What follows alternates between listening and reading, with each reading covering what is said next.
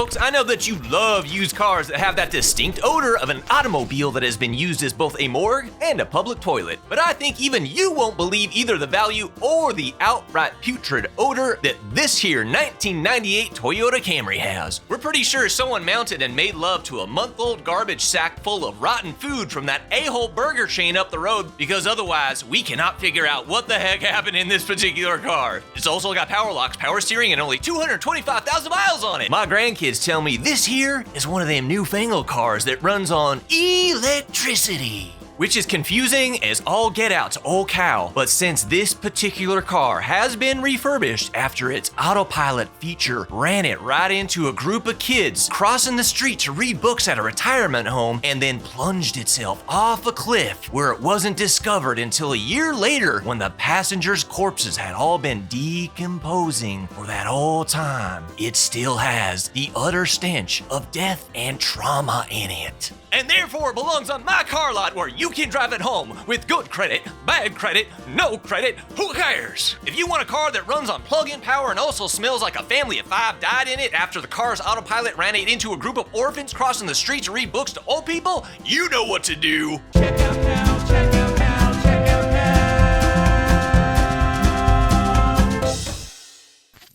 Live from a location you couldn't get to even if you tried, it's KPBC News with your lead anchor, Anchor Cat. Greetings, I'm Anchor Cat, and these are the headlines Chemtech, the global corporate conglomerate that owns this station, gave us the green light to inform you about. In our first story, millions of orphaned cats have turned up in landfills all over America. In a rather unusual development, all of the cats are of an identical breed and even come from the same DNA, according to tests done on several thousand of the cats, which also showed conclusively that the sticky pads on their paws were coded into their third pair of chromosomes. Featuring orange and black stripes, every single cat also had the same pie-eyed expression and wide, toothy grin. Oddly, while many of the cats were found in landfills holding baby on board signs, none of them were found with any actual babies. We will keep the viewers updated as more information about this story comes in. Next, a new lawsuit alleges that the orange dust on Cheetos is highly addictive, not only because it was chemically engineered to be, but also because Chester Cheetah is really one Mr. Charles Bad Kitty, a notorious drug kingpin. The suit claims that Mr. Cheetah, or Bad Kitty, has been smuggling cocaine and heroin into the United States using orange-dusted Cheetos ever since the George W. Bush administration cut a deal with Cheetah in exchange for a lifetime supply of Cheetos laced with cocaine. Let's take you now to Montana International Airport, where it's suspected Mr. Cheetah may be trying to escape the country in a commercial airplane. Reporter Darren Barron is there for us. Darren? Anchor Cat! The mood is tense here. Very tense. To be perfectly frank with you, Anchor Cat, it's so tense that I feel I need to have a little help. Oh, Darren, I can't in good conscience let you eat that, not after we found out what it's laced with. Oh, never. I wouldn't have eaten those things with or without drugs. Although with drugs, they're a little bit more tempting. Now, I was just thinking about maybe hitting a J before things got too crazy around here. I'm not a narc, Darren. We'll check back with you in the next hour. Up next, we're going to Lake Gideon, Indiana. There, a group called Christ-like Karens for Kids is making headlines with their demands on the local school librarian. Reporter Skip Tumaloo has the story for us. Skip. That's right, AC. I'm here in front of Lake Gideon Elementary School, and just a few minutes ago, I spoke with Karen Killjoy and Karen Carcinogen, 2 founding members of Christ-like Karens for Kids. The group describes itself as, quote, an army of concerned moms. However, as we found out during our interview, neither Karen has any kids currently in the public school system where they live. Christ-like Karens for Kids are making waves here in town locally for demanding that every single book be thrown out of the school's library. Karen and Karen told me, however, that they don't want the library shelves to remain empty all year, though. Skip, oh, Lord. We may be traditional women who believe in traditional gender roles enforced by a traditional patriarchy, but we are not, and I repeat, not. Cave women, we want our kids to read, okay? Reading is fundamental. Do you understand? Exactly, Karen. Amen. That's why we want to put books back on the shelves that every good, clean, male-tinted, Christ-loving, ammo-hoarding, cross-burning, and red-loving patriot wants And the best part is that because our list of approved books is so small, it won't cost us a ton of money to put these books on the school's library shelves. Do you understand? That's right, Karen! Amen! And which books do you folks approve for elementary school age children? Where can we find your list published online? Oh, we don't need to waste money on a website for this, okay? It's easy to remember. Do you understand? We only want the New King Trump version Holy Bible and Governor Ron DeSantis' autobiography, Too Short to Ride Big Boy Rides, Too Tall to Be Woke. Karen and Karen tell me that they plan to be at every school board meeting and will even chain themselves to the library shelves in an act of protest if they must. From here in Lake Gideon, I'm Skip Tibaloo. Back to you, Anchor Cat. Thanks, Skip. We'll be right back after this brief word from our sponsors. It's summertime, which means one thing at your local tongue twisters. It's time again for our spectacular, scrumptious, sumptuous seafood shenanigan fest. So come on in and order from our special menu, including such favorites as the peck of pickle, peppercini, panini, and paprika packed prawns, the We Sell Seashells by the Seashore full of crab, and our new mouth-watering cedar plank, cedar smoked salmon Caesar salad. Walk, don't run, because our floors are usually absolutely covered in discarded crab and lobster tails, shelled peanuts, and the blood of our enemies into tongue twisters today for spectacular, scrumptious, sumptuous seafood shenanigan fest. Don't miss everyone's favorite new show, Making It, Baking It, Philly Cheesesteaking It. Guys, that cedar plank, cedar smoked salmon Caesar salad was so good. If you liked it so much, why don't you marry it? Yeah, maybe I just might, Ray. Guys, come on, let's not do this again. Earl, you know you're not gonna marry your salad, and Ray, you've got to stop winding him up about it. No, you know what, Stevie? I am gonna marry my salad. I loved it that much. It was such a good salad that I want to spend the rest of my life with it. You gonna judge me? Cedar plank, cedar smoked salmon, Caesar salad. Can't believe I'm doing this, but here we go. Wait, is this really happening? Where do I begin? I feel like my life now has two separate chapters. The one before I met you, and the one afterward. And I can't see myself being any happier than I am right now.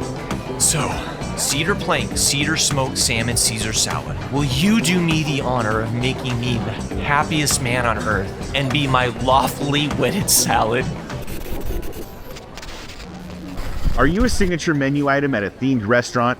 More specifically, are you a cedar plank, cedar smoked salmon Caesar salad?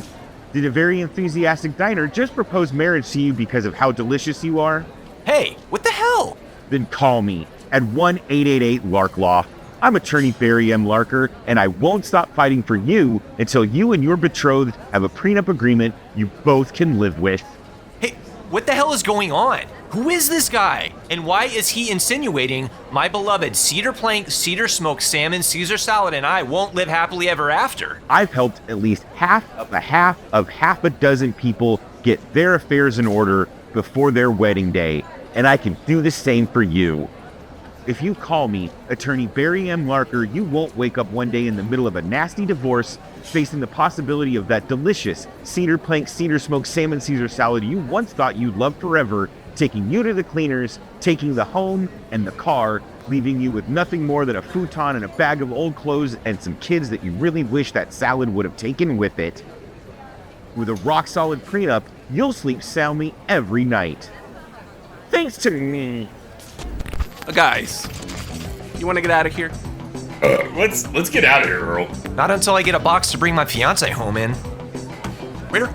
Today, 23andMe CEO Jerry Bente Trace held a press conference and urgently asked everyone who buys one of his company's genetic testing kits to read the directions extremely carefully before submitting their DNA sample for testing. Here now is a short clip from that press conference. And I really cannot stress this enough. Please don't send us cum. We definitely 100% do not need any of your cum to perform our tests on your DNA. Yeah, I know the sample collection tubes we package with our kits provide a nice, tight fit for guys hung like you and me. But that doesn't mean you should lube and fuck the collection tubes and produce cum to send. Again, to reiterate, please do not send cum to 23andMe. Are you kidding me right now? Susan, forget about it. We ain't going to the post office. We can have that quickly after all now, cuz. Come to 23andMe. It's time again for our weekly Rant and Write with Jethro segment. Take it away, Jethro.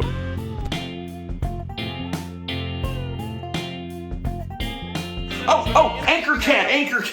Wait just a minute. My wife Susan and me, we's having marital intimacies right now. And since we ain't gotten a chance to bone one out since the last family reunion, I was kind of hoping you might be able to give me like 30 more seconds to finish this one up. We'll just catch back up with you next week, Jethro.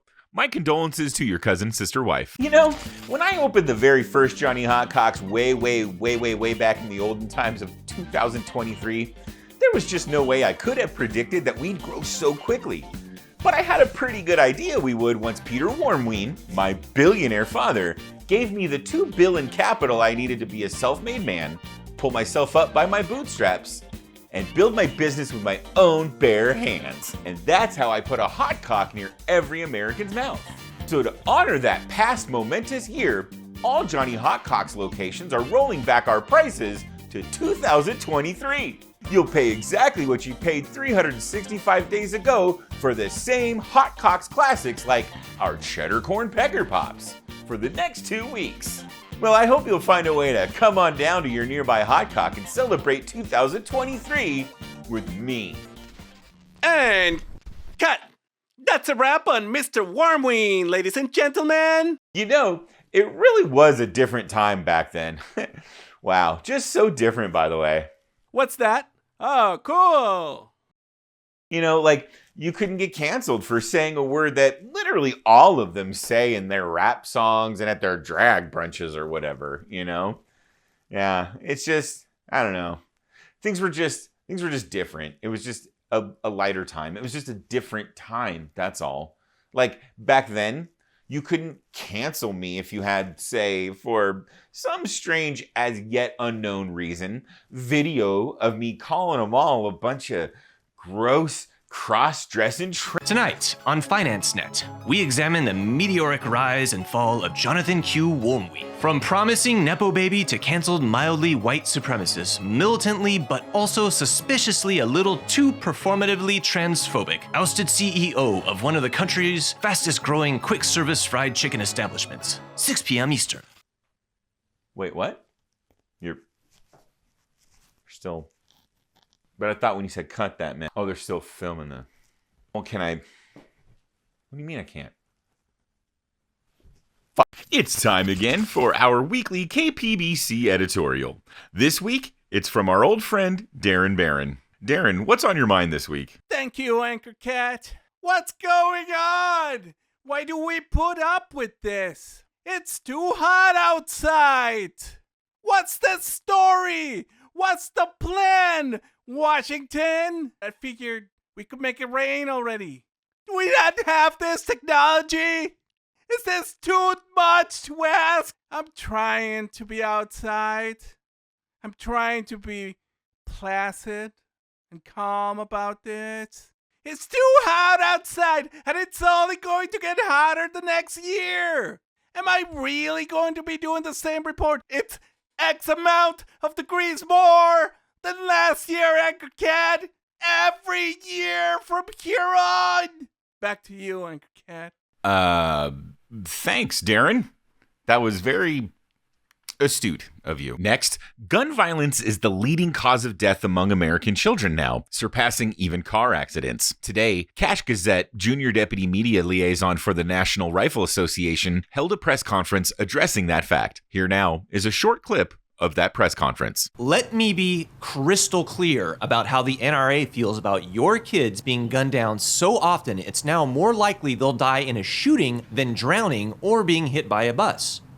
We don't feel about it. Other than the feeling of pride we feel every time a school shooting makes paranoid gun nuts buy more guns, Other than that, fuck them. Like, seriously, fuck them. Let's take a break, and we'll be right back with even more news. Folks, if you love the great BPS programming you've come to know from us over the years, stuff like Fred Gordon's Local Hangouts, Pumping It Up, and of course my favorite, Fake Emotion Theater hosted by yours truly, then you've got to consider donating, at least a little bit. If you don't, you're pretty much stealing from me, and Fred, and Stupid Monster. Leave me out of it, Chester. I'm not doing this with you on here again. The point is, give us money, because despite what incels who love Ayn Rand think, we actually don't get much of our money from your tax dollars, and we all like to eat and have our kids be able to see a dentist. If you donate $2,000 on a monthly basis, we'll send you this lovely Puppin' It Up tote. Now, without any further ado, let's get back to Fake Emotion Theater's special presentation of laughter.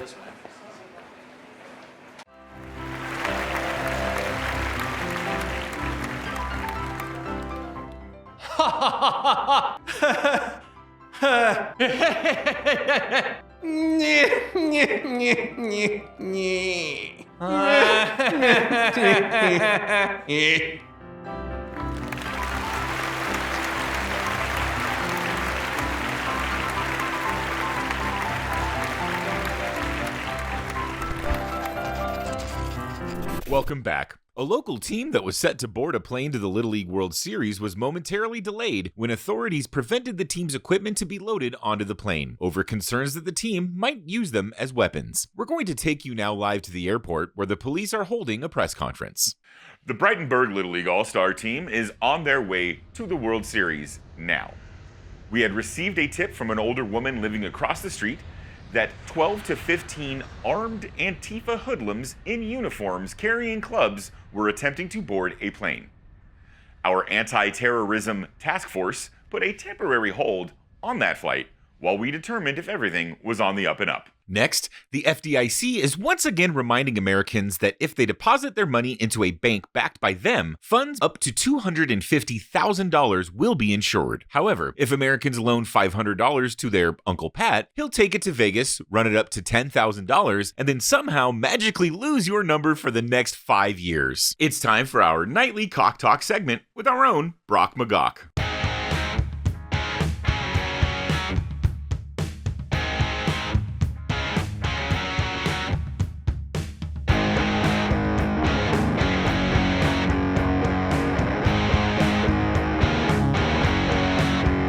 Listen, I know I'm not exactly the smartest guy in the room, okay? I admit that, okay? But this is what I don't understand, okay? Why does Taco Bell not have the Enchilito anymore, okay? They got like 25 different chalupas. They got like 45 different quesadillas. And I love a quesadilla. I love a chalupa. But you know what I really miss? I miss an Enchilito, okay? So all I want to know is who I got to talk to over there at Taco Bell. Is it Tommy Taco Bell? Is it his brother Johnny Taco Bell? Just somebody get me on the phone with one of the Taco Bell brothers and let me make my case for why I think I need an Enchilito back on the menu, okay? If they say after that, hey, listen, Brock, you made a good point, but we ain't gonna bring the Enchilito back, well, then I know what I gotta know, you know what I mean? Let's get a look at last weekend's box office receipts with our entertainment reporter, Gil Fishman.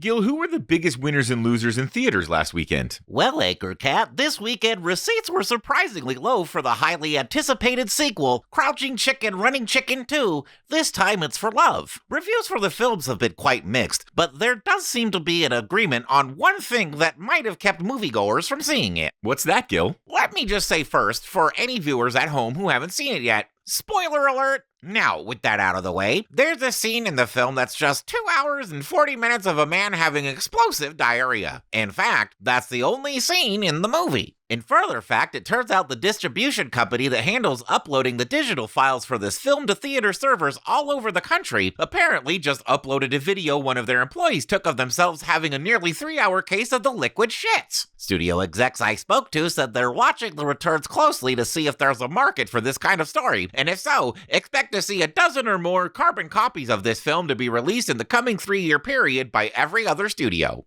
Thanks for coming on, Gil. It's time for a quick station break, and we'll be right back with more news. Welcome back to old C-SPAN videos you can spank it to. Only on C-SPAN 69. And just after we turned off of Main Street, Nellie turned around and said to the president, "Mr. President, you can't say Dallas doesn't love you now." And he said, "No, you can't." We turned on Elm Street to go under the overpass, and I heard this sound that I thought was a rifle shot. I turned to look over my right shoulder, because that's where the sound came from, to see if I could see anything. I didn't. Look, maybe all your other friends' dads can afford realistic-looking hairpieces. That's fine, but I can't. So you have to ask yourself one simple question, Billy. Do you want to eat deluxe chili cheese fries from Del Taco every night? Or do you want your dad to have realistic-looking hair? Make up your damn mind. Dad's unconvincing hairpiece. Only on Real TV. Why are you crying? Come on. You're in 3rd grade. I think you should stop crying, Billy. I'm the one whose hair looks like this. Fuck. Pop it up. C is for communism. I don't know what communism is, but luckily I listened to Rush Limbaugh for 30 years, and I know I can't go to jail for calling other people communists, even though I can't define communism. Isn't that just great, boys and girls? It's just like when we get to tell people what the Constitution says, even though we haven't ever read it. I like the Bible, too. Communism! Welcome back. Next, a man accused of bilking thousands of Americans out of money he said would go towards teaching their sons and daughters how to play music has been arrested and charged with a record number of counts of wire fraud in addition to scores of other counts related to his alleged grift. Sources close to the situation are telling us he'll be tried in Gary, Indiana, but could be extradited to Iowa, though the accused conman's lawyers say that they're worried about Iowa's way of treating him if they treat him, which they may not do at all. Here now is a clip of a short press conference held by the man's lawyer earlier today. My client will be cleared of all these charges, I'm quite sure. But no doubt, we do believe he is in some legal trouble. That's trouble with a capital T. That rhymes with P. And that stands for penitentiary, which is absolutely where my client will not go, and one day there will be a parade led down the street celebrating his innocence with 76 trombones in the front of it. And 110 cornets right behind. Thanks to me. And that's going to do it for this broadcast. From all of us here at KPBC News, I'm Anchor Cat, and as I always say, take care everyone out there, except my Uncle Pat, that money-grubbing son of a dick. Goodbye, everyone.